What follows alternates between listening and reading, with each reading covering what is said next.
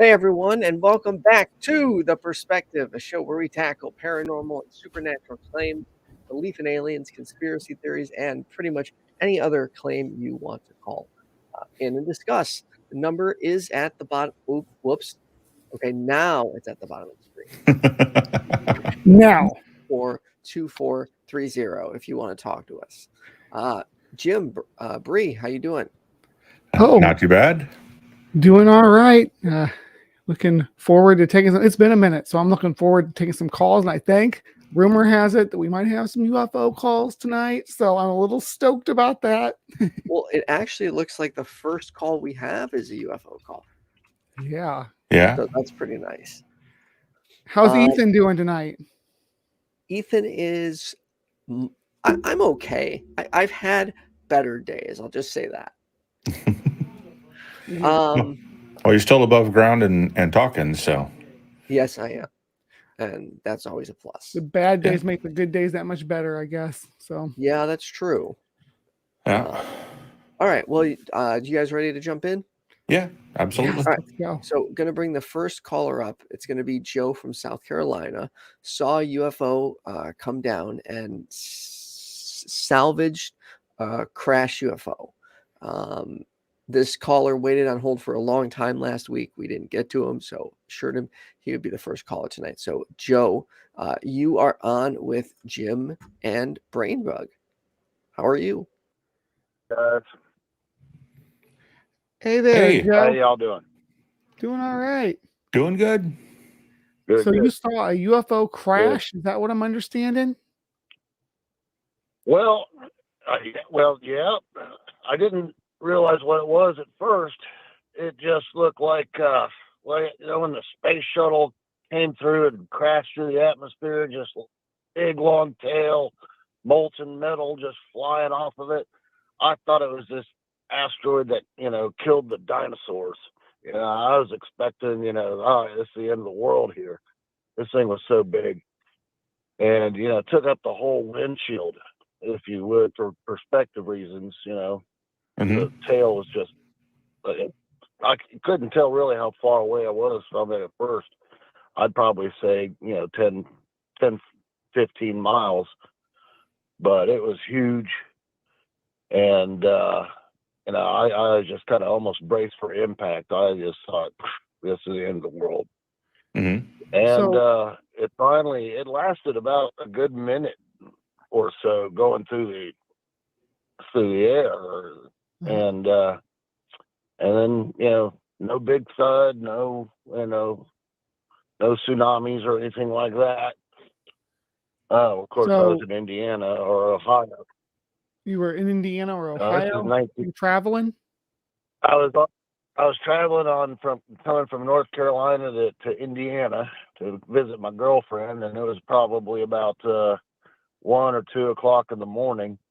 And I was right on the Indiana-Ohio border in Ohio, headed north, and just mesmerizing. And then how long ago I traveled for another 10. I'm sorry. How long ago was it? It's summer of 1996. Oh, it's been a minute. Okay. Yeah. Yeah, it's been a few minutes. I asked because I recently read an article back in I think it was mid-October, that a Russian satellite crashed it failed and streaked across the sky and was seen across the Midwest. It's just been a couple of weeks ago though, so I was wondering if it was something related, but it may be a related phenomenon though. I know satellites crash all the time, but there's some talk in your information here about salvaging the UFO. Is there something? Is this the same circumstance? And if I could just real quick, what year was that? That was 1996. Okay. Now, as I continued driving, all of a sudden this Hershey kiss shaped object. If you put your thumbs together and your index fingers together, it makes this Hershey shaped kiss. There's a little dimple at the bottom. Mm-hmm. There's that exact shape. and it was red, orange, and yellow, just circling, all just swirling within that shape. Nothing outside the lines or anything. Everything stayed within that shape. And then, I drove for like 10, 15 minutes. When it first appeared, it was like at my 11 o'clock position. And then as I drove for about 10, 15 minutes, I got to my 9 o'clock position, and I was 1,000 feet from it. I mean, there was a cornfield and then trees, like a forest. I pulled my car over, parked the car, and got out and watched this. And the thing had to have been at least 1,000 feet wide, 1,000 feet tall, and about 1,000 feet away from me. I like to keep everything in thousands. But, and I got out and I watched this for 30 minutes, easy. And you could just, like I said, just swirling red, yellow. And it was just 50 feet above the ground. I almost wanted to just run across the cornfield and say, take me. Right.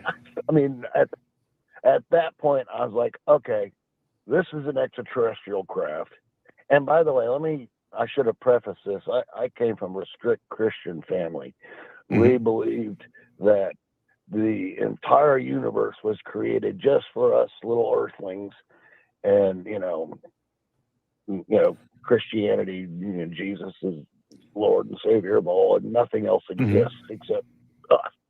And I went to church 5 times a week. I did not believe in stuff like this until that night. And I know what I saw. It was right there. It was huge. And then I was like, well, I'm going to watch this thing till it zigzags out into outer space, because that's what they do, right? I mean, that's, everybody knows that. Right. But it didn't. It just, all of a sudden, it looked like, well, not all of a sudden, but it took about a minute or two. And it looked like someone took a black curtain and just from left to right, just slowly covered the craft. Just one side to the other, just slowly started disappearing. And I was just like, whoa, okay. All right, so I get back in my car and I'm driving with a renewed, energy. And I get to my girlfriend's house like, 5 o'clock in the morning, and I just, go to bed. Didn't think about it for that day or whatever. And then we're sitting at the breakfast table the next morning, and my girlfriend's father's, reading the paper, and we're sitting there, and it just all came back to me, just boom. And I was like, holy shit, I almost jumped out of my chair. I was like, you guys aren't going to believe what I saw, blah, blah, blah. And I just explained what I saw. Her father looked at me, kind of folded the paper around, turned around and showed me the front page. It showed over 300 UFO sightings over this area last night, blah, blah, blah. So it made the news. Do you know why? I wasn't the only one that saw it. What's that? Do you know why? There's a meteor shower, and that there was so many of those sightings. There was actually a meteor shower in 1996. And the reason why I tried to clarify, I clarified you on the. Yeah, there's a meteor shower. Meteor shower every year. There's a meteor shower every year, and but no, this was not a meteor shower. I stood. What made you feel it was extraterrestrial though? I mean, it was bigger than any blimp. First of all, the Hershey-shaped kiss, and it looked like a perfect. Like, I'm sorry to steal the title of the show, but it looked like a perfect fire in the sky. All right. And, so how did you determine the size? How did you determine the size of the object? What did you use to get perspective on how big it really was? Like I said, when I first saw it, it was like at my 11 o'clock position, almost right in front of me, just off to my left. And then I drove for 10, 15 minutes before it got to my 9 o'clock position, and then right. I But was 1,000 feet away from it. so my point is, I mean, what I'm trying to get at is Ohio and Indiana in that area is pretty flat. There's not a lot of ways to get good perspective, and without perspective, especially at night. So that's why I'm asking, what did you use to give you some sort of indication of how big this was, and how close it was? I mean, there had to have been something on the horizon that you knew the height of to give you some sort of estimate. Otherwise, the estimates. I already told you that there was this cornfield that had been. It was already down as far, it was already taken down, and then there was this forest, not necessarily a forest, but a big group of trees, and it was right above the tree line, and Okay. like I said, watching it for 15-20 minutes as I was driving, get closer and closer and closer till it came to my 9 o'clock position, and then it's right there. You can see how fast you're coming up on the thing, and it was just right above the tree. I mean, it wasn't 50 feet off the ground, and red, yellow, orange, just swirling, and it was huge. Like I said, it was like 3 football stadiums all stacked on top of each other, 3 wide, 3 high, and yeah. So you said he showed you the newspaper, and there were other sightings reported. Yeah. Do you know what? Did you save the newspaper for that? I mean, I would have saved the newspaper for something like that. Did you? Yeah, well, yeah, I was 25 years old then. I'm 50 now. I wish I would have, and I did actually, several years later, filed a report with MUFON about it, and I had asked them, hey, this was in the newspaper is out of Wabash, Indiana, and I just remember that the headline was there 300 people, 300 people reported seeing a UFO, right? And that's why I was trying. It was years later. It was after like some kind of Peter Jennings TV show that I learned about. Oh, if you see a UFO, you can report it to MUFON. That's when I learned about that. So it was years later, and I was hoping that MUFON could help me find that article, just by referring to it, and given as late summer of '96, and this what the headline said, and I was hoping they would be able to find that for me, and I wish I did have that article, but unfortunately I don't. Yeah, I really wish you did too. So yeah, because I'm looking it up online right now, and Googling for 1996 UFO sightings. I'm not really finding anything in the U.S. For 96,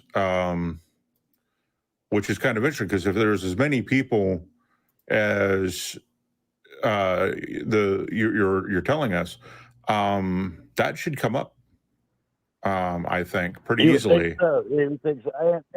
And by the way, 96, it could have been 95, could have been 97, but I'm thinking it was 96. It's just in my best recollection. It's I did find a meteor strike in 99. This is before 99. I saw that when I was looking too, while you all were discussing how the size and perspective. I was looking at that article about 99. Yeah. Right. Well, I mean, the first thing I saw, sure, that may have been a meteor, but the thing that was impressive is what I saw when I parked my car and got out and watched this fire in the sky 1,000 feet away from me. That was huge. That was stationary for 30 minutes. That was not a meteor. Right. But the first how long had you been driving at that point? Oh, that. Well, let's see. It's like a 12-hour drive. So I've been driving for good 9 hours. Ooh. Yeah, that can Right. that can wreak havoc on your cognition a little bit. Yeah. I'm sure. Yeah. And yeah, I keep coming back to the sizes. I mean, even with a forest, if you don't know how tall the trees are, it's hard to gauge, especially at night, hard to gauge sizes. There wasn't a radio tower or anything else that you could have gauged the size off of? All the trees in that area, Indiana, Ohio, they're all about the exact same size within 10, 15 feet, which is about, they're usually about 40, maybe 50 feet the tallest. And this thing was right above the tree line, so that you could actually see the tree line, and this thing hovering. Did you ever go back and look to see if there was any evidence? Like I know that some UFO sightings, when people see them in the forest, they'll go there and the grass will be dead, or there'll be a crop circle or something like that. Nothing. I was 3 hours away from my destination, and my only concern was, seeing my girlfriend. I wasn't going to go 3 hours out of my way to go back. At that point, and like I said, that was the first time I ever seen a UFO. Now, I've been through 2 other times going back and forth I've driven from North Carolina to Indiana probably about 100 times, and that's not an exaggeration. Well, if you have more UFO stories, we definitely would love to hear them, but we might need to save them for a different call. Put that up in the barrel. The only reason I bring up the other ones is because I did have a witness with me, which was my brother, who is a complete skeptic, and we were these red orbs just going up and down, lighting up the forest back and forth with, at speeds that you wouldn't believe. And we pulled over off the highway and we watched those things, and I saw those twice, and once my brother was with me. And so I only bring that up because I have a witness. Yeah. What's interesting about these fireball type stories, fireballs in the sky and round lights dancing through the sky. There was a show I was watching a number of years ago, and they showed exactly that, and they adjusted the cameras so that you could actually see what it was an F-14 doing low-level maneuvering. And what you were actually seeing was the only part you could see of the aircraft was the exhaust. And when you look at it, it looks exactly like what you're describing is an aircraft or 2 aircraft doing low-level maneuvers. It could be a twin engine and a single, or 3 single jet engines working. And that seems like the most likely explanation for that. And they land in the forest and light up miles of forest, right? Well, so again, I don't. Without actually seeing I know it, what you're talking about. Right. It still seems like the most. First of all, we're getting off the topic of the first thing I saw. Which now, so you saw 2 UFOs, right? Stationary for 30 minutes, and a Hershey kiss-shaped object, 1,000 feet wide, 1,000 feet tall, not moving, with red, yellow, swirling light all in it. Right. And I mean, the shape is weird, right? Because the shape's not aerodynamic, and it's just really an odd shape to say Hershey case. So it makes me wonder if you're seeing the entire object well at all, because the shape makes no sense. You saw 2 objects, one of which apparently crashed, but there was no fireball, there was no sonic boom, there was no indication of a crash on the first one. Like I said, the first thing I saw was this huge ball of fire streaking through the sky with a tail. I mean, miles long. Like a meteor, sort of. Yeah. Yeah, I mean, yeah, like I said, I thought it was the asteroid that killed off the freaking dinosaurs. Right. And then you get down the highway a bit further, and then you see this large. You didn't actually see the Hershey kissed object land. You just saw it in the field or in the forest. Right. It just appeared. And there were no other motorists. My 11 o'clock position. Huh? And there were no other motorists. Was that? There were no other motorists. I was on a rural highway. It was a windy rural highway that just goes right up north of the border of Ohio and Indiana. There were no other cars, and it was early in the morning, in the middle of the week, and so where were all these people you say reported it to the news? Where were all these people that reported? Where were all the people that, if you're out in the middle of nowhere and windy country roads in the middle of farmland, how did you get thousands of people reporting it? Oh, well, first of all, it was hundreds. Okay. And second of all, it was in the newspaper the day later that said that over 300 people witnessed a UFO, and this thing was so big, I'm surprised it was only 300 people, even in a rural area. Right, because I mean, at 1,000 feet high, you're 3 hours from your destination. What was your destination again? I'm sorry. No. All right, so you're misconstruing what I said. Okay. It was 50 feet. It was 50 feet high, and it was 1,000 feet. It was 50 feet off the ground. Right. And it was 1,000 feet wide by about 1,000 feet tall. The thing was huge. Right. At 1,000 feet it was tall. Stationary for 30 minutes. Right. 1,050 feet up tall, in the air. 1,000 feet wide.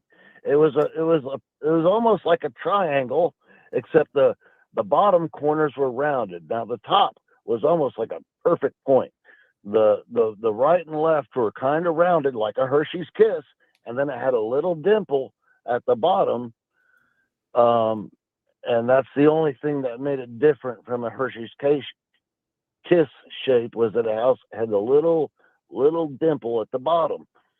But it was easy 1,000 feet wide and 1,000 feet tall, red, yellow, orange, swirling light.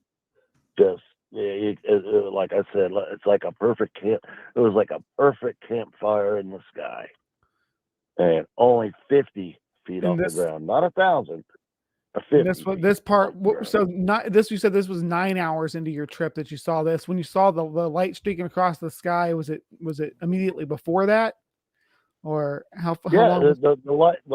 The big ball of burning flame that was streaking through the sky was like 20 minutes before I saw the Hershey Kiss shape. Right. So at 1,000 feet tall, that should be seen from about 35 to 40 miles away, and you were 2 hours away from your destination. So what was your destination a major city? Well, my destination, what? Was your destination a major city?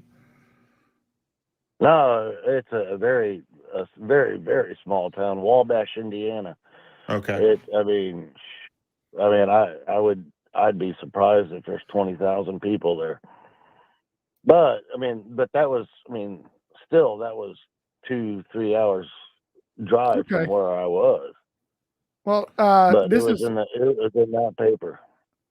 I hate to cut things off when it's starting to parse it apart, but we got we've got a few callers waiting still, so I want to keep on moving on. I got you. Yeah, but we would love for you to call back in with your other UFO stories, because this is interesting to me. I like looking into these and digging into these. Jim does too. We like to investigate these kind of sightings, because these are, unlike some of the claims that we deal with, these are things that we can actually dig into and see newspaper reports, satellite crashes. We can look at any kind of aerial phenomenon and try to figure out what it was that you saw. That would maybe something more natural. I get that you believe that it was a UFO, and that's understandable. But we want to try to overturn all the stones. By by definition, it was a UFO. Right, Now, right.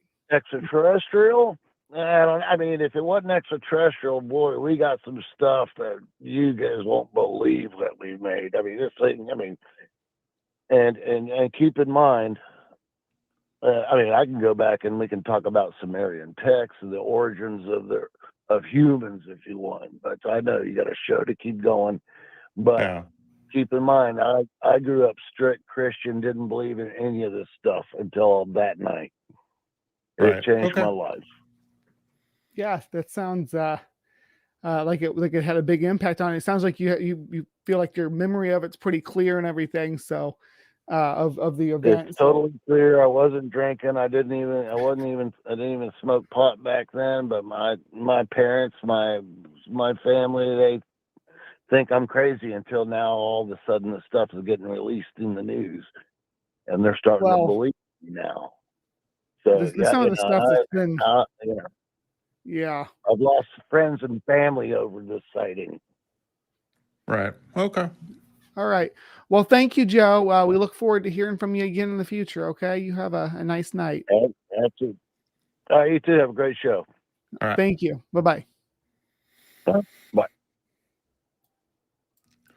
Yeah. 300 people should still have made, it should have been national news or some kind. Yeah, at least regional, and this isn't too far from my area where I think I would have heard about it on the news. 1996, though I was a bit young. But the first part of it definitely sounded like what you see when you see a meteor or a meteor shower.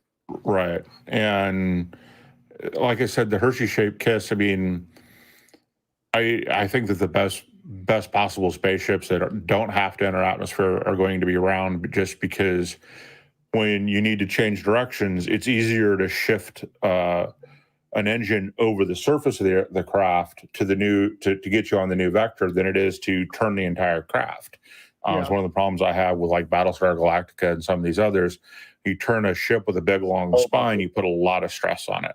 And yeah, and that just doesn't make any sense to me. Are you kidding me?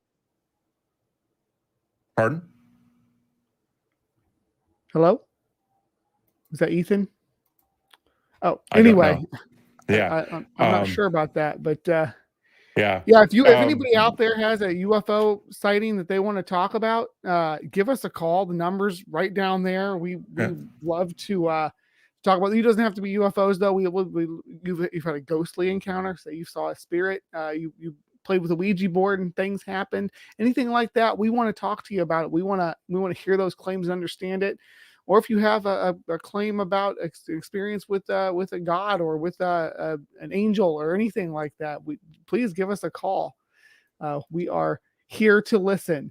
And speaking of giving us a call, it looks like Melinda has given us a call from California, and she wants to share the reason why to believe in ghosts and their experience with the supernatural. So yeah, you ready to talk about some ghosts, Jim?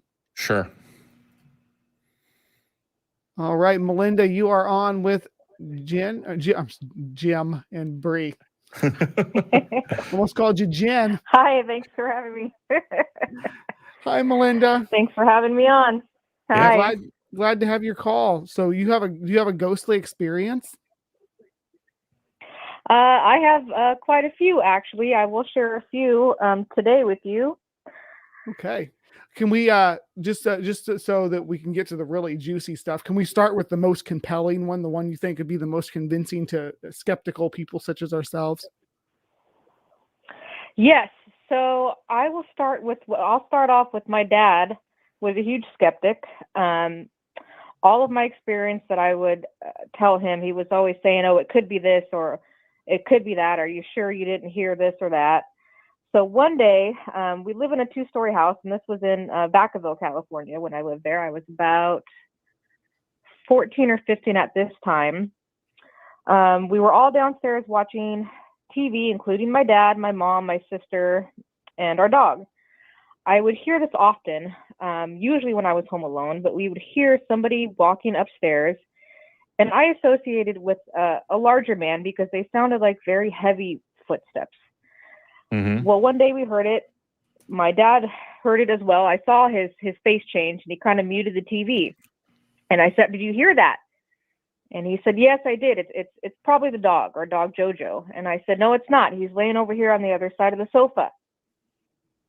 He still kind of tried to deny it and play it off, but I knew that we all heard it. And from that day, he was kind of more believing, but there was no denying it. Everybody was downstairs, and you could clearly hear very heavy footsteps coming from upstairs. And I would hear this usually when I was home alone. My mom would be running groceries, and I would actually go wait out front for her to get home. I would not go back inside. I was always so terrified. Did the dog respond to this sound?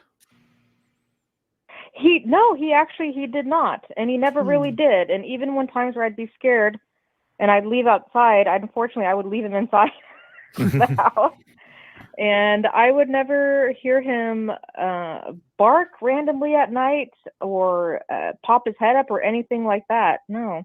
So what was up there? What all was upstairs? So we had my mom's room, and she had a big closet and a bathroom, and then it was mine and my sister's room and another bathroom upstairs. So there were 2 bathrooms upstairs altogether? Correct. Okay. Yep. And right, how old was the house? Those houses in Vacaville, they weren't very old. I mean, they couldn't have been nice houses, a modern, it was in a nice neighborhood too. I honestly don't remember how old they are, but they weren't old. I mean, they looked new. Everything seemed new. Really nice, new, modern houses. A lot of that area was, I guess they called it Cowtown. It was a lot of fields and mountains and things like that around that area. Okay. So you hear sounds you're interpreting as footsteps. What makes you believe that was anything other than just an audio phenomena of some kind in the house? Why jump to the supernatural? Because it wasn't the first time. Another experience, and I believe it was the same man, was when my dad would commute to San Francisco, and he would stay sometimes nights at a time. It would just be me, my mom, and my sister. One night when we were sleeping in my mom's room, as we usually did, because we were scared most of the time, again, unfortunately, so we slept with her a lot when my dad was gone.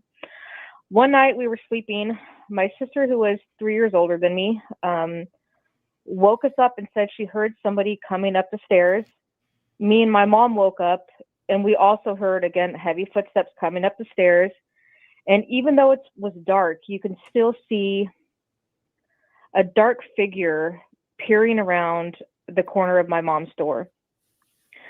She was so terrified, and we heard the footsteps run back downstairs as soon as we all woke up. She said, "Run, go hide in the closet," and she proceeded to get her bat and went to check the house. We thought somebody had broken into the house. It was very terrifying. She checked the whole house.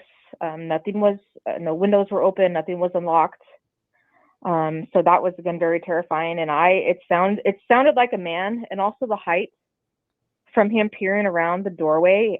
I would say, I don't know, he must have been at least 5'8". It was just a I black was here figure? walking.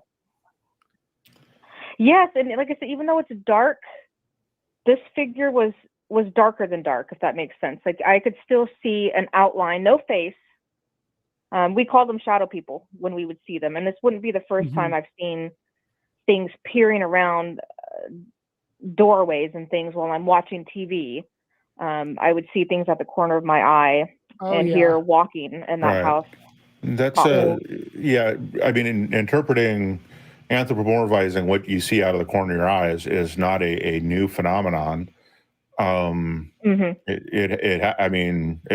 It's happened to me.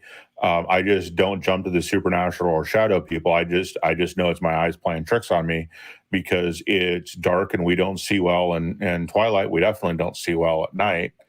You know, it's just, it becomes one of those things of, you've got an audio phenomenon of, of stairs, someone coming up the stairs that you're interpreting as someone coming up the stairs.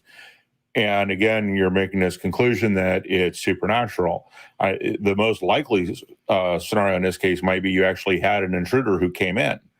But the fact that he was darker than dark, as you say, would indicate that either he was wearing all black to include like a ski mask or something like that over to their face. But even then, I would expect to see whites of the eyes. So this was, this would have been someone prepared, a lot more prepared for people waking up than that, more than likely. I don't know.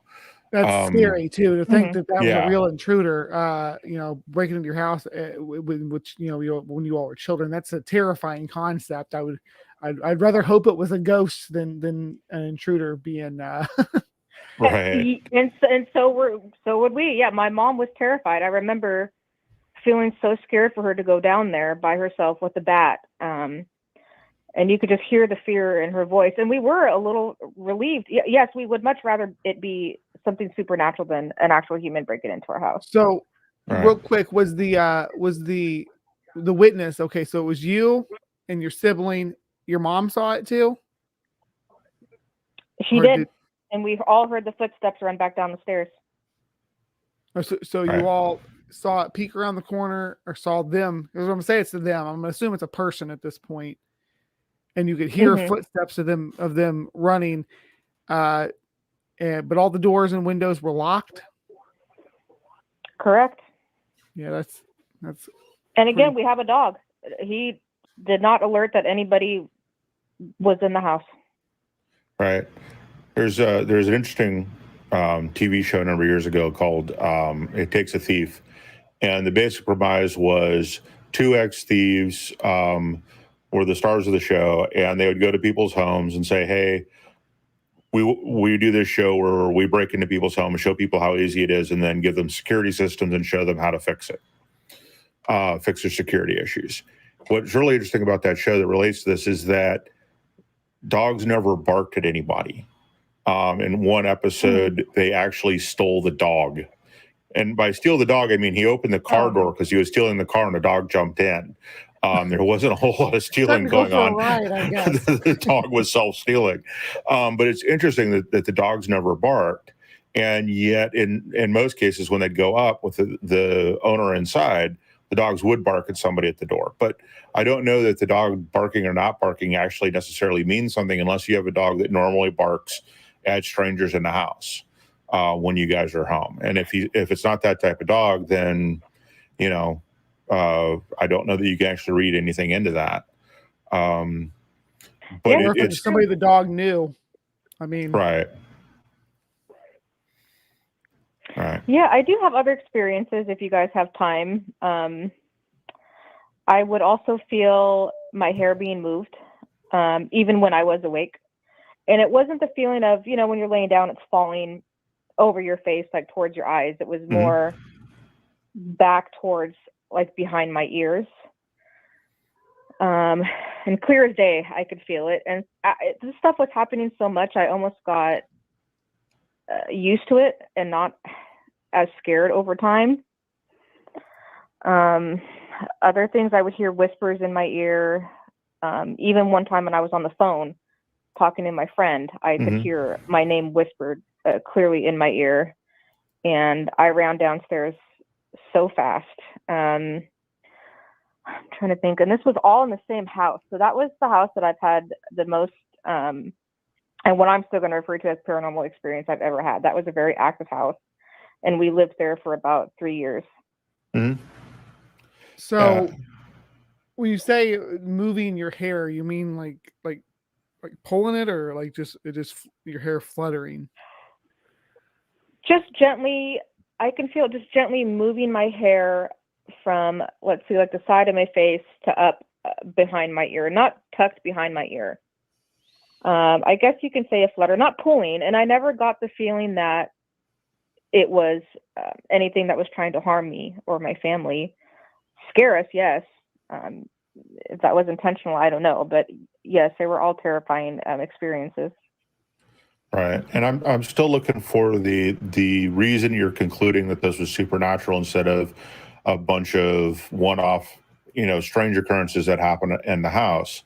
what leads you to believe that it is in fact supernatural? Just strange experiences aren't going to do it for me, and stacking them together all together is not going to do it either.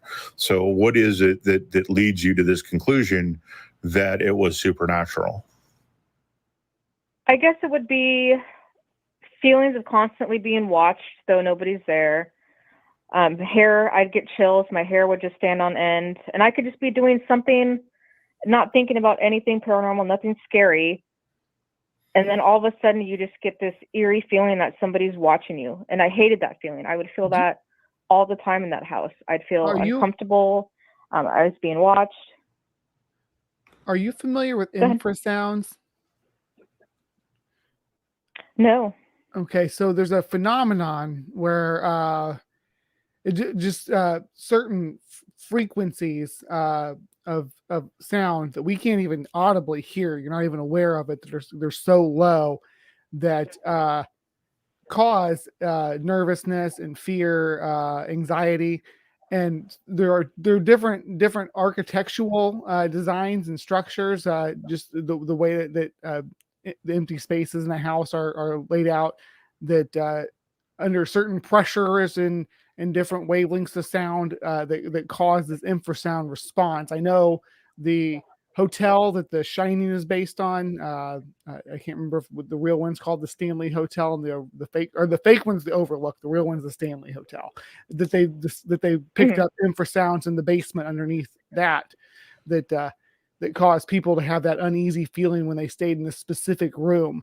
Now, we're very susceptible to that level of infrasound because in our evolutionary journey, that is actually a sound that is emitted by big cats when they roar. So it automatically unnerves us when we hear something in that frequency, and we don't know why we're unnerved. They did some tests on it at concerts where there was music playing, and underneath the music, they would play the infrasound and see the difference in the way the audience interacted with the music that they were hearing in response to that. Really interesting stuff. Mm-hmm. That's very interesting. Yeah. And there's a 2003 group. In 2003, there's a group of UK researchers who actually did this at two different concerts and got the exact same reports from multiple people that you're giving us now in terms of weird, odd, being watched, etc. So, it could definitely be that. We're not saying it is, because I asked for evidence and you stacked on more experiences, and those experiences just aren't going to be enough to convince us that it was supernatural. Did you have those experiences? Absolutely, you did. And that's not what I'm questioning. I'm really trying to question how you came to the conclusion that it was anything supernatural. I guess it's just a feeling you get. And again, it's like, it's really hard to say unless you have these experiences. And people are always going to say, oh, it could be this, or science proves that it could be this, or like you guys are saying, certain frequencies and things like that. I just don't know how I can explain hearing my name spoken right into my ear when I'm on the phone. Or yes, maybe somebody did break in and they left no trace whatsoever. People are that good. But when other people start having the same experiences and see and hear the same things you are, it's one thing to hear it yourself or see, oh, I saw this at the corner of my eye. But when it's multiple people who are seeing it, to me, it's just harder to not believe that it had happened. And I guess it's really just a feeling that I get that it is something paranormal. Right. No, see, and there was I've also actually a time when I had. Go ahead. Yeah, I've had the experience of someone calling my name, turning around, and nobody being there on multiple occasions. None of those occasions did I assume that there was anything supernatural about it, because there was no evidence for the supernatural. It was, I have no idea what it was to this day. But and it may happen again, but it's some sort of, I won't call it auditory, because I don't know for sure I heard anything. I don't know there was in fact sound. I've been next to people when it's happened and they haven't heard anything. So it could very well just be in my own head. But I'm not going to jump to a supernatural conclusion until I have evidence of something that's supernatural going on. I just have evidence of an experience. And that's kind of what we need. I mean, when we talk about ghosts, we're usually talking about souls. There's no evidence that a soul exists. And so I mean, that would be kind of the first step to proving that any ghost story is true, is prove that souls exist. So we just don't have any evidence of that. And so where do the ghosts come from? Are they some sort of unseen entity, Buckaroo Banzai style? Maybe, maybe not. But we need some evidence for it to jump to the conclusion that this is something that is in fact real. And as for multiple people, multiple people saw the sun move in strange ways down in Mexico at that sighting, and multiple people have cited multiple things. And the problem with eyewitness testimony is that it is the most unreliable form of evidence we have. And it's really not until the last 20 or 30 years or so that we've really discovered just how bad eyewitnesses are, regardless of training. And it's just the way that we process information. One of the things that police try to do when they've got a bunch of witnesses is separate the witnesses, not because the witnesses are actually going to actively change their stories, but in talking to each other, they will change their stories. And I'm not claiming that anybody is no foul play here, right? This is just humans being humans. And the dominant person or the person with the strongest story will influence other people's stories. And so when you say you've got lots of witnesses, that doesn't add much to it other than you all had the same experience. But if you talked about it immediately after, did you really have the same experience? Or were you just confirming each other's experiences and convincing each other you had this same experience? Because that's the most likely case, because of the way the human mind works. And again, there's no nefarious purpose going on with this. It's just the way humans work. Your brain uses the information your friend has given you to help build the picture of what you're remembering, and it changes how you remember things a little bit. There's a circumstance that really gets me on that one is they call the Kelly Hopkinsville encounter that happened in Kentucky, where the farmhouse was assaulted by little aliens that really, the description of them, they're like owls, but you see the evolution of the depictions that the people put of these aliens or put out of these aliens evolve as they kind of fed into each other's way of remembering the way the creatures looked.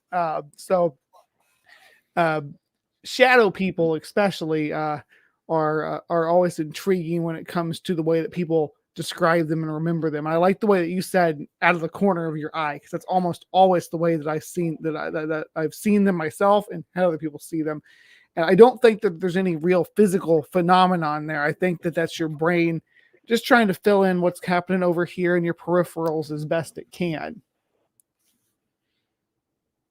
Yes, I can see that. And I can definitely, that's why I like doing it. I like to see other people's, because I'm not always going to assume everybody's going to, agree with what I say or believe with what I say. So it is good to hear, other sides of the spectrum, people saying, so this is great. I mean, I don't expect everybody to believe me right off the bat.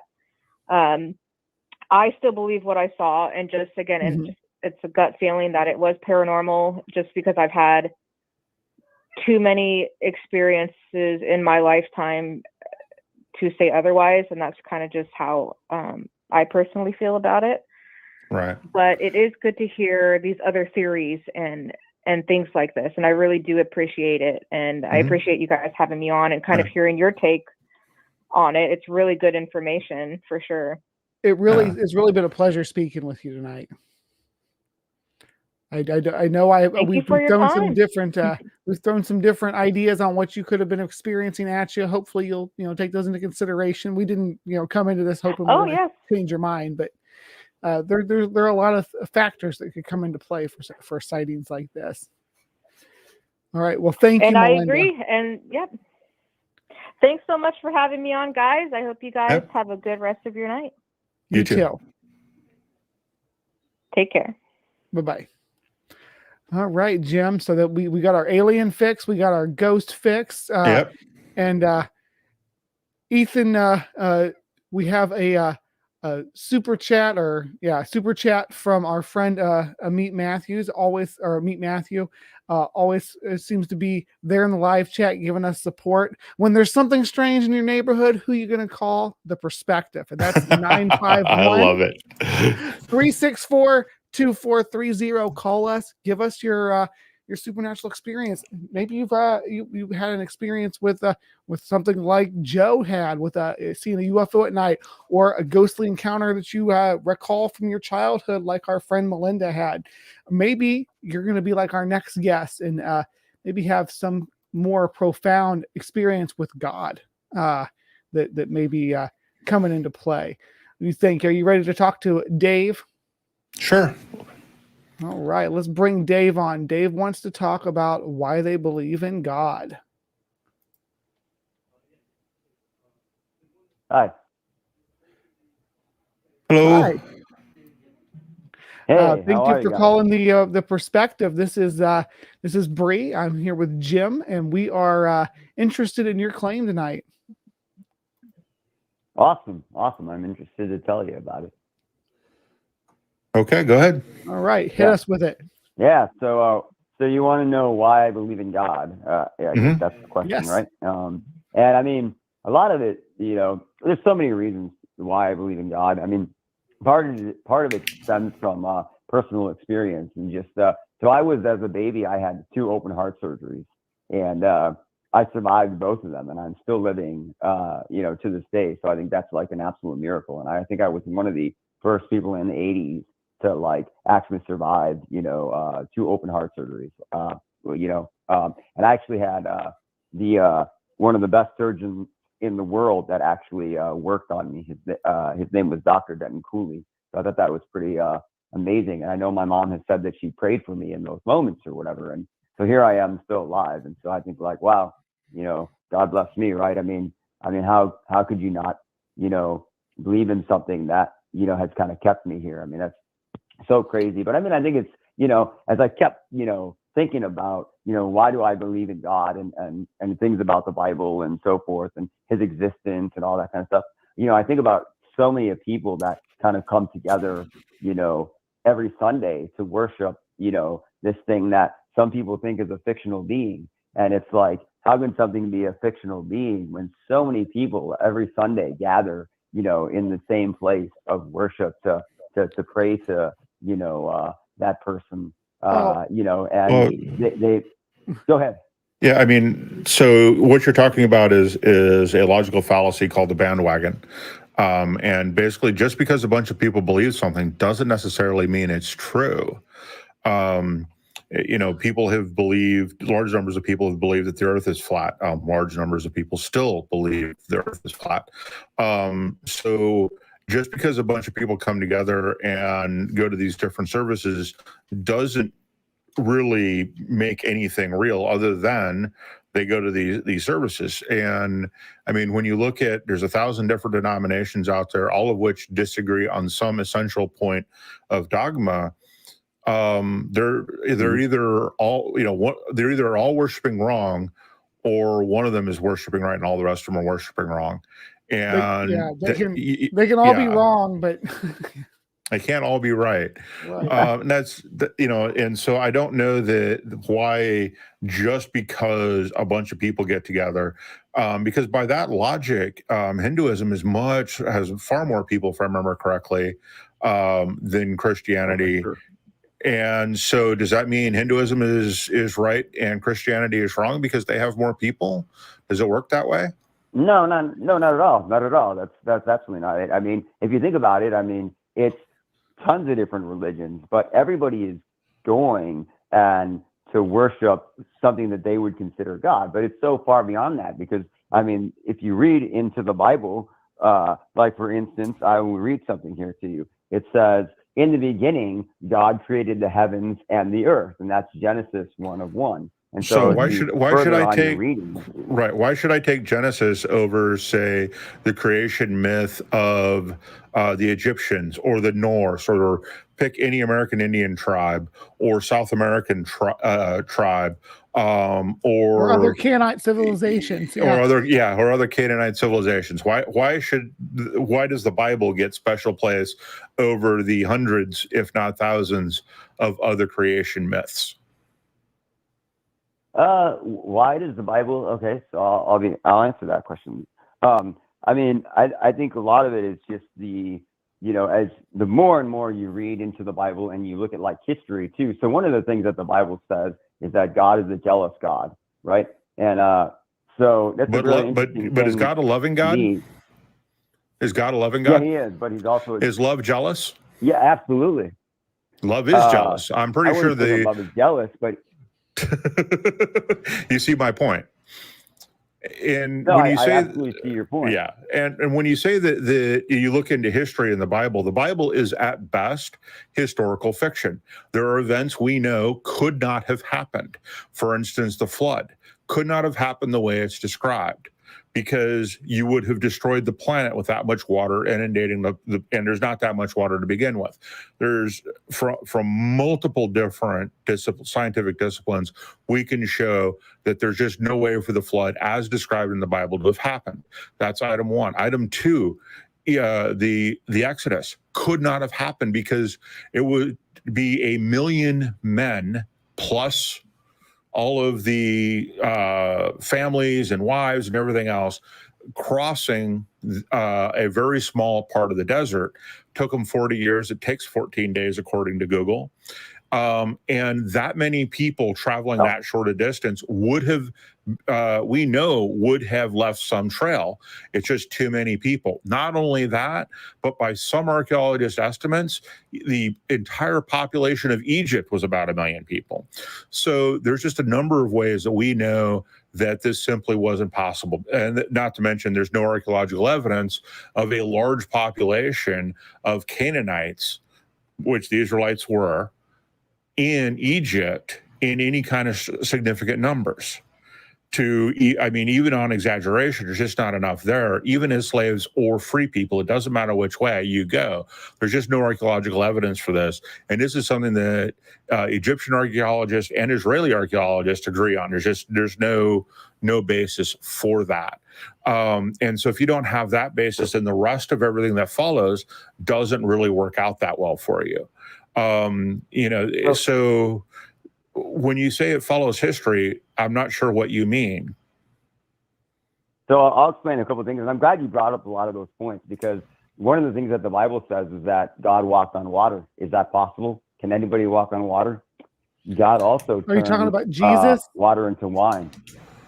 What? No, actually. So first of all, both of those are magic tricks that can be performed by magicians.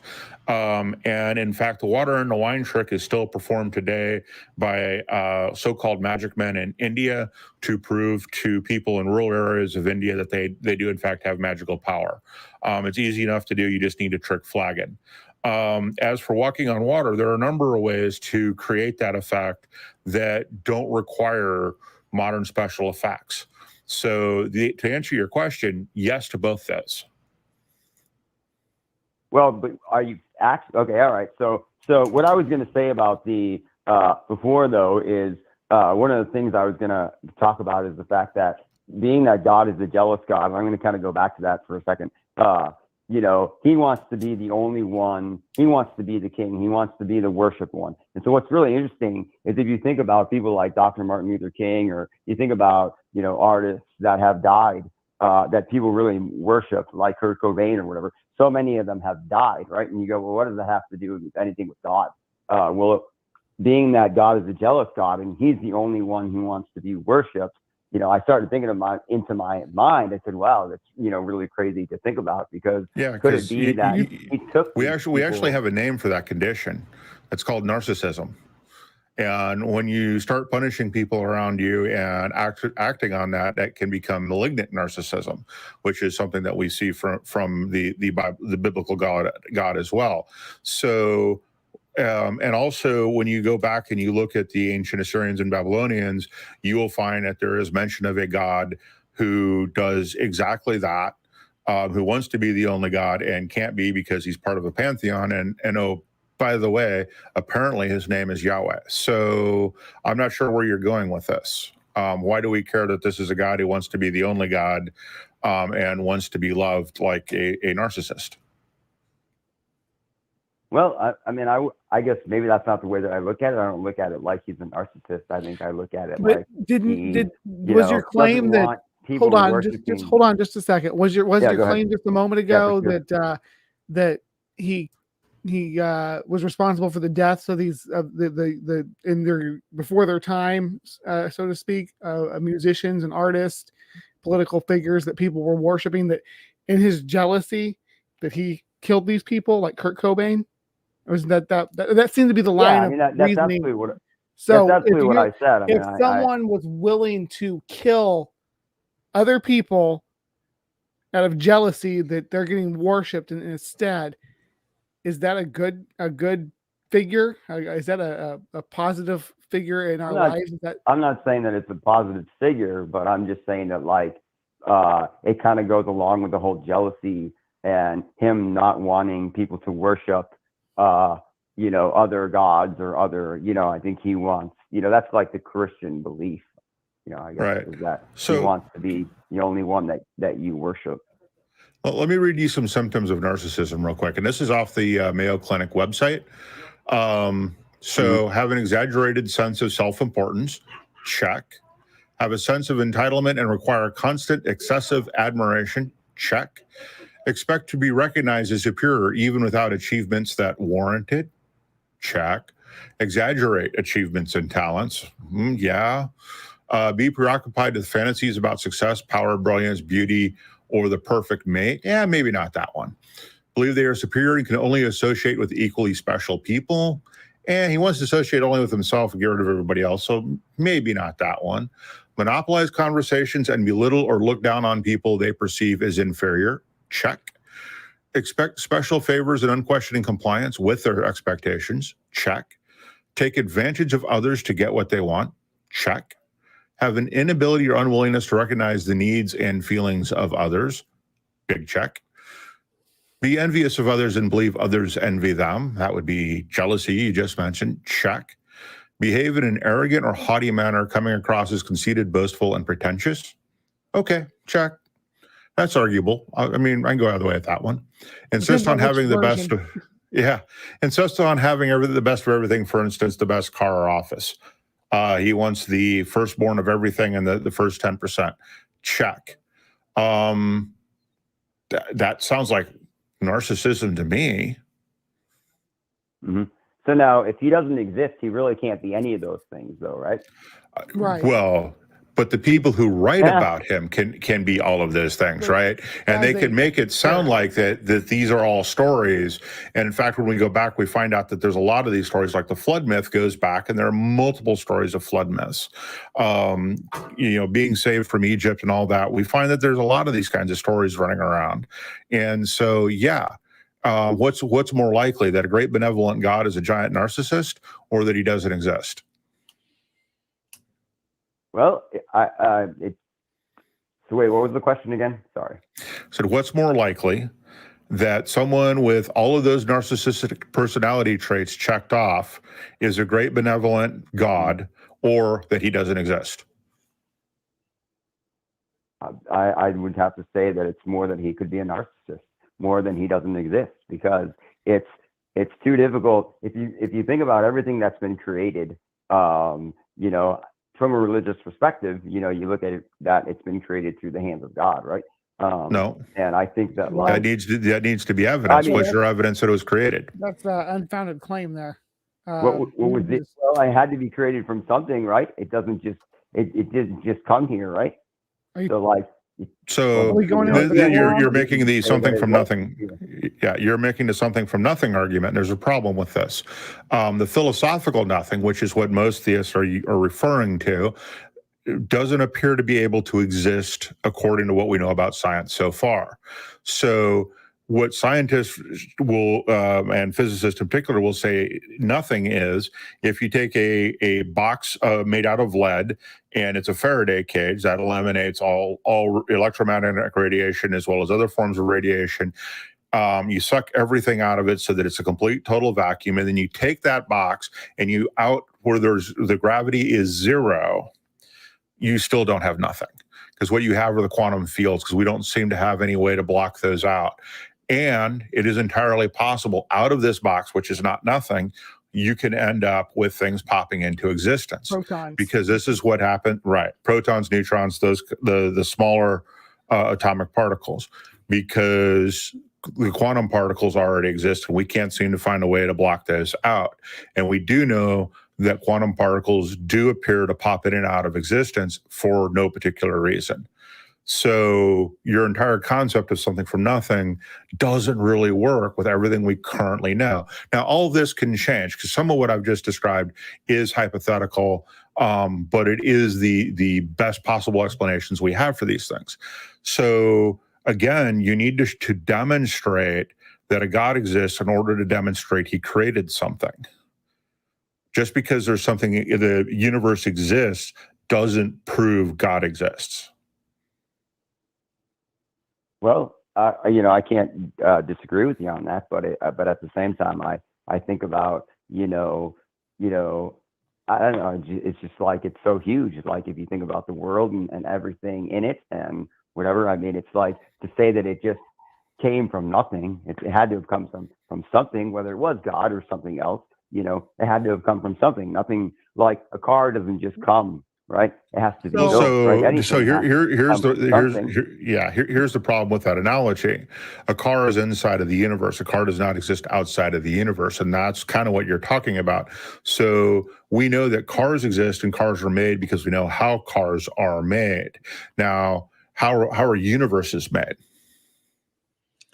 How are gods made? Yeah. Well, God, so if God created everything, he was created unto himself, I guess. I mean, well, now you're begging, right. So that's a special pleading. Yeah, special pleading fallacy, right? You're saying that everything was created except for God. Well, no, because God had to be created as well. And so, and who created God? Not everything was created except for God, because God had to be created as well. So then you end up in this infinite regress of gods creating universes. Why put the gods in there in the first place when you can have universes creating universes? Why even personify those forces that set things into motion? Wait, what was the question? Why personify the forces that set things into motion? I don't understand what you mean.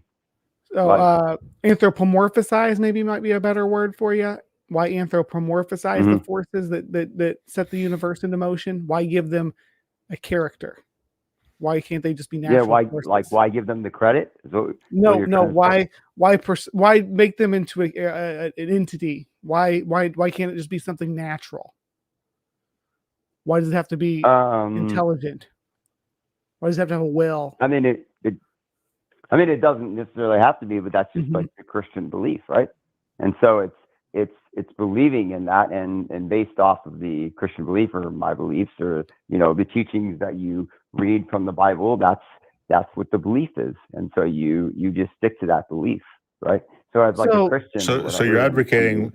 So do you care about what's true? Do I care about what's true? I care about what faith has taught me, and I care about what I've seen. Okay. So it's a simple yes or no question. It's a simple yes or no question. Do you care about the truth? I care about the truth, but what is the truth is the question, right? Because the truth is that which comports with reality. Wait, what did you say? The truth is that which comports with reality. Okay, but how can you 100% prove the reality? Let's see here, cuts out his existence, right?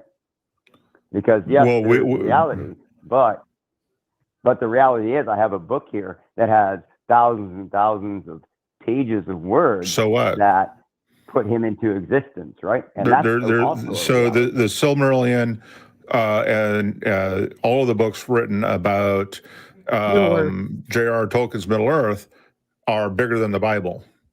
Does the size of the book have anything to do with whether or not it's true? It's not the size of the book. It's just the simple fact that it exists. It's an existence. But there's the books on Middle Earth exist as well. Believe it. The books on Middle Earth exist as well. There's nothing you can say about the Bible that I can't point to another book of fiction and say the same thing about.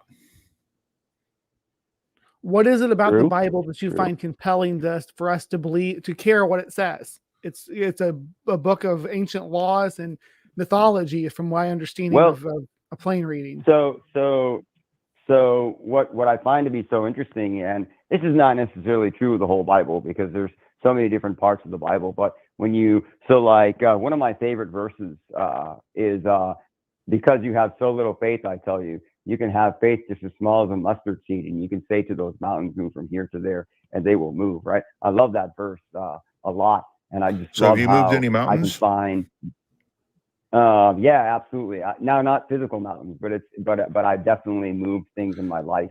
So that's one of the things that I love about religion. So right, but that's just basic motivation, right? I mean, that's just basic motivational speaking. There's 100 different motivational speakers you can get almost the exact same thing out of, and a lot more useful advice than that, actually, about staying motivated. Okay, the Bible occasionally has some good advice in it. What makes that true? It has a whole book. It has a whole book called Proverbs. That just means pithy little things to make you feel good.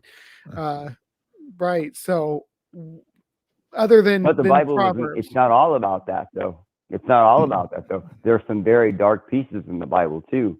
So it's not all just positive and encouraging. No, some of the worst stuff in the Bible is the promotion of slavery, and the fact that you can beat your slaves, and as long as they don't die within 3 days, you're okay. But slaves are your property and your money. The Bible is very clear about this. The Bible is very clear that a rape victim that rape is not a crime against the victim; it's a crime against the husband or the father, and that you can end up with the rape victim having to marry her rapist. And that is not a good thing psychologically for anybody. That's a very bad thing. And it's also immoral. And your God supports that. Your Bible supports that. And we can go on and on and on about things that the Bible supports that is just really, really horrifyingly bad. So again, you haven't given us any reason to believe that your God exists. You keep pointing to the Bible. The Bible proves God. God proves the Bible. That's just a circular argument that goes nowhere and isn't convincing. So again, what do you have that should convince us that your God exists? Or that we should care what the Bible says?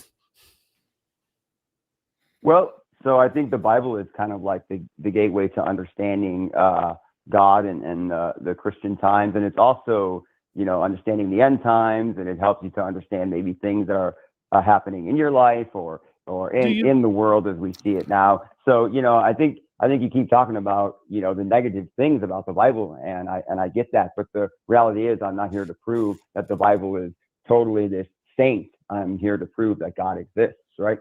So and you keep failing to do that. He may not be the best God. Right. Yeah. And I'm probably not doing the greatest job at it. But if the Bible doesn't matter to whether or not God exists, then I say let's throw that out right now and let's continue the conversation without the Bible. All right. On the docket here. So what without the Bible, what is there for God? Without the Bible? Well, so I think about myself and I think about other, very religious people or whatever, and people that are, even more religious than me. And I think about, I wouldn't say success that they've had, but I'll say that I think this is not true of all religious people, but I think, about myself, and I think about, the success that I've had. And I think, part of that comes from religion, and just the teachings and the things that if your religion If your religion gives you success, why are some of the poorest countries and poorest areas of the United States highly religious? So that's a very good question. And the truth is that it isn't always going to be like that. Like for me, like I can't say that I've had tons and tons of success, but and God doesn't just give you everything that you want, right? And I'm not expecting that God is going to give me everything I want. But, and actually, but shouldn't you? There I mean, will be times when you may. The Bible's pretty clear that if you get 2 or 3 people in His name and you all pray for the same thing at the same time, He'll give it to you. Well, and that's the benefit of prayer, and that's the benefit of believing. So have you and 3 other people ever gotten together? Have you and 3 other people ever gotten together and wished for $1 billion? Or prayed for $1 billion? No, we haven't, because I think that's a little unrealistic. But no, but I not according to the Bible, it's not. You can move mountains, and that might. Yeah, you can move mountains. I'm not going to wish for money, I guess, but I have prayed though with people for sure. I mean, I just about every Wednesday I do a Bible study, and so we always ask, hey, is there anybody who's in need of any prayer or whatever, and so we all pray for the those in need of prayer. So you're praying for people. You're praying for good things to happen to people who are working to make good things happen. What's more likely, that the prayer is effective or that the work paid off? Well, it's not that. It's we're not praying for that. Like if somebody's sick, we're praying for that. It's things like that, like so and so, my uncle's sick, or like this person had is having a surgery. Could you pray for them, or this person is sick? I mean, right. Those are that the Mayo Clinic has done the Mayo Clinic's done a study on the efficacy of prayer and has found it to be no better than random chance, right? I was about to say, yeah. No, I didn't know that. That's very interesting. Yeah, and as a general rule of thumb, it is no better. And if the person knows they're being prayed for, it's actually slightly worse than chance. Not sure why. But it is. It's no different than random chance. Yeah. See, that's the thing. People have actually studied the efficacy of prayer, and the best we can come up with is doesn't work better than chance.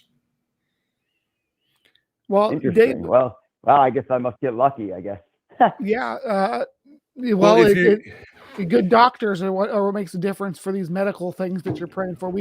You're in the U.S., it sounds like, based on your accent. We have some of the best medical doctors in the world working in hospitals across this country. So someone gets sick in the U.S., they have a better chance here than they do pretty much anywhere. So, yeah. Yeah. Anyway, yeah, Dave, sure. we appreciate your call tonight. It's been You're welcome. An interesting discussion. Lots of talk of the Bible and God, and some. Hopefully, we gave you some ideas to think about, and maybe you'll mull those over and give us a call back. Come back with maybe some different directive, different arguments to kind of the things that we're saying tonight. But we're running out of time here, so we just wanted to wrap up. No worries. Anything else you want to say before we drop you off and move on? Nope. That's it. All right. Thank you, Dave. Dave. Was awesome. It was great. Great talking to you guys. Yep. Have a good one. All right. Have a good night. All right. What do you think, Jim? We had our alien call, we had our ghost call, and we had our God call. We had the trifecta tonight. Yep. That's awesome. Those are my favorite shows, is when we get the variety of all different types of claims. Like, I don't want it to just be ghosts or just be God. Like, a little bit of everything is nice. Would be nice. Yeah. That was fun. I think we had another super chat there. Ethan, did you? Yes. Left, right, left says, look at the trees, look at the trees. How else could a world have something as amazing as these? Something from nothing equals a God. Otherwise, to me, it just seems quite odd. Also, thank you, Asexual Atheist, for your super chat. Unfortunately, it timed out in StreamYard, so I can't put the comment on the screen again, but thank you so much. It did say keep the conversation going. Good job, is what Asexual Atheist said. There we go. Thank you. Good memory. Mm-hmm. Also, we're going to go into Discord after the perspective. As you know, we have our wrap-up show where we talk about how it went. Everyone here is, of course, feel free to join. A link to my Discord is in the description of the video. BrainBug, what do you got going on? Well, this Saturday, as always, I will be doing Live from the Hive, Saturday morning, 9:30 Central. We talk about some cryptozoology, we talk about some science, and we talk about some bad medical takes. We got all kinds of good stuff coming up for you this Saturday. So awesome. Join us. And Jim, how about you? Well, on the 21st, I'll be co-hosting on AXP again. And then I'll be back first Tuesday of next month. So that's all I've really got going. Great. I'd like to thank our top tier patrons: Cindy PLAZA, Left Right Left, Kenneth Leonard, Skye, JumpandShoot, Oz, Secular Rarity, Philip Leitch, Kaitlyn Beyond, Toast, Richard Gilliver, Sunset Sarge, Ameet Mathew, Ray Sylvester, and Kyle Brewer. Thank you so much for your patronage. Yeah, we so appreciate you. Yeah, we do. We appreciate all the viewers and everyone who engages in the chat and tunes in each and every Tuesday. Yeah, we'll see everyone in Discord. Have a good night.